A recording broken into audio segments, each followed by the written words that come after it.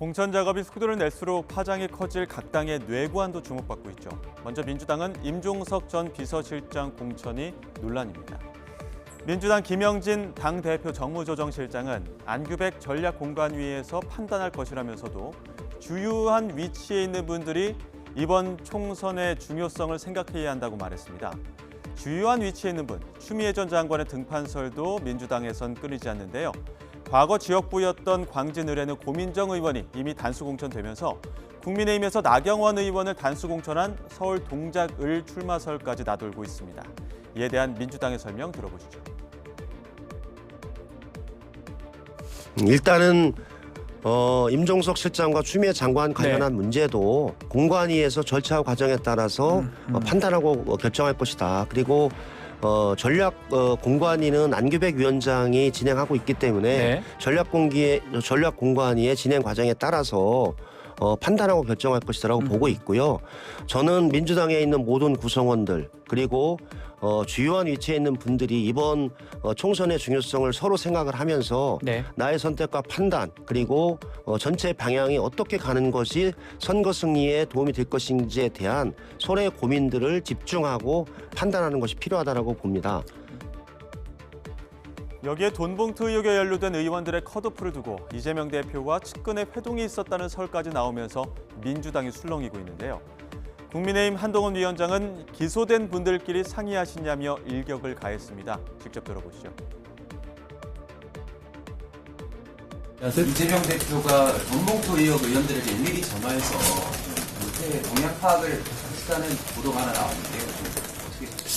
기소될 분들끼리 한번 어떻게 할 것인지 상의한 거 아닐까요? 같은 입장에 같이 수사받고 계신 분들끼리 이거 어떻게 해야 되는지 상의한 거 아닌가? 저는 그렇게 생각되는데요.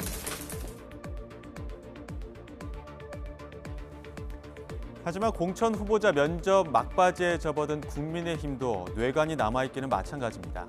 최재성 전 청와대 정무수석은 지금까지 국민의힘 공천 전략에 후한 점수를 주면서도 영남이라는 지뢰밭이 남아있다고 지적했는데요. 들어보시죠.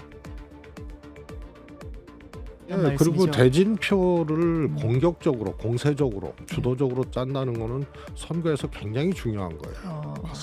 그리고 그것이 인물을 그렇게 배치를 했을 때 인근 지역까지 영향을 주는 인물 벨트화가 이제 될 수가 있거든요.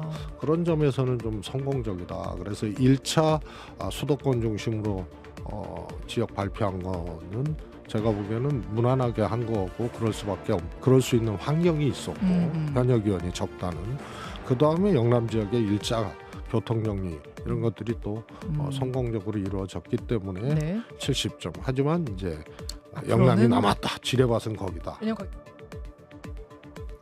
한편 제3지대 개혁신당은 최근 무소속 양정숙 의원을 영입하면서 가까스로 6억의 정당 보조금을 확보했죠.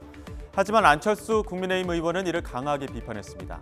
부동산 관련 논란으로 민주당을 나온 양정숙 의원의 영입이 오히려 반개혁적 선택이라는 건데요. 들어보겠습니다.